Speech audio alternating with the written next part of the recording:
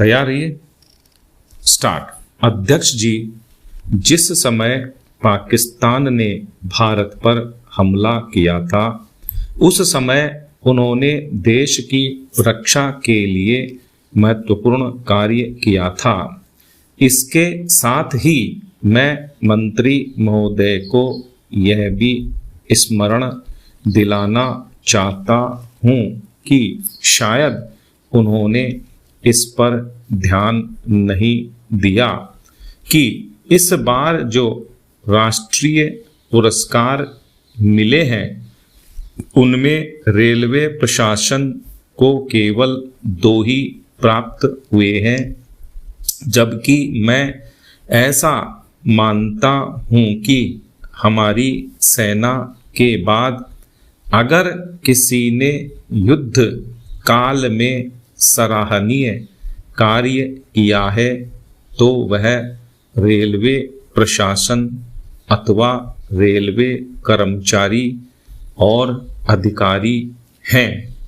इसलिए उनके मनोबल को बनाए रखने के लिए और उनको प्रोत्साहित करने के लिए रेल मंत्री को इस बात पर भी ध्यान रखना चाहिए और इसका प्रयास करना चाहिए कि जो भी इस तरह के प्रोत्साहन मिलें उनमें रेलवे का विशेष ध्यान रखा जाए। पैरा।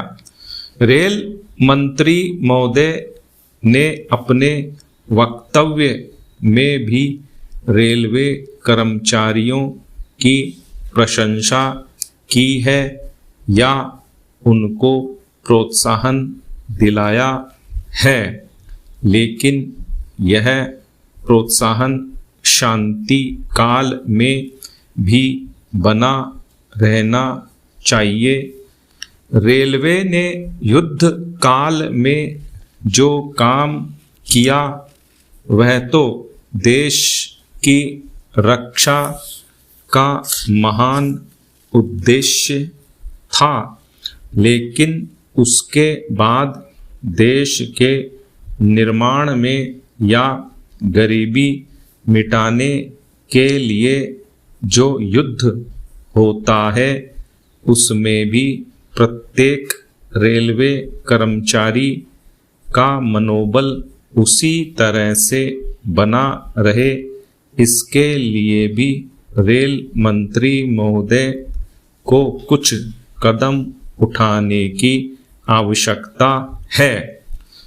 मैं ऐसा मानता हूँ कि वह किसी भी तरीके से करें, उनका तरीका कुछ भी हो, लेकिन उनको यह करना चाहिए कि जितने भी रेलवे कर्मचारी हैं, जो भी रेलवे को मुनाफा हो उसमें वह साझीदार हों, चाहे आप उनको बोनस के रूप में कुछ दें, चाहे किसी और तरीके से दें, लेकिन हर वर्ग के रेलवे कर्मचारी को मालूम होना चाहिए कि यदि वह देश के निर्माण के संबंध में ठीक तरह से काम करेगा तो उसको पुरस्कार के रूप में या वेतन के